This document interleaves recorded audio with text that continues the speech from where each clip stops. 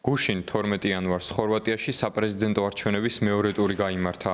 ერთმანეთს მოქმედი პრეზიდენტი ზორან მილანოვიჩი და მეცნიერების ყოფილი მინისტრი დრაგან პრიმორაკი დაუპირისპირდნენ.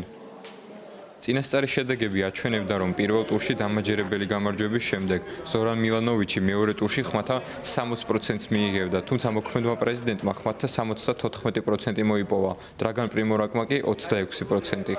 კანდიდატები არჩევნების შედეგებს გამოეხმაურნენ. როგორც შემეძლო მაქსიმუმი გავაკეთე, რათა მოქალაქეები ჩემს საარჩევნო პროგრამას გაცნობოდნენ. მე მათ უკეთესი განსხვავებული და ამაყი ხორვატიის გეგმა შევთავაზე. ვიცი, რომ ამ მომრჩეველთა ნაწილს ხმა პროგრამისა და ხედვის გამო არ მიუწია და მათ სხვა მიზეზი ჰქონდათ. თუმცა ეს მათი უფლებაა. ჩემი საარჩევნო პროგრამით მსურდა ყველასთვის მეჩვენებინა, რომ ხორვატიას შეუძლია და იმსახურებს იყოს უფრო უკეთესი.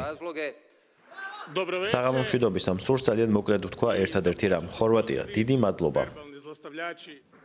ამორჩეველთა აქტივობამ საპრეზიდენტო არჩევნების მეორე ტურში 44% შეადგინა, რაც 2009 წლის შემდეგ ყველაზე დაბალი მაჩვენებელია. ზორან მილანოვიჩი, რომელიც პოლიტიკაში 2000 წლიდანაა ჩართული, მემარჯვენეა. მას ხშირად დონალდ ტრამპს ადარებენ.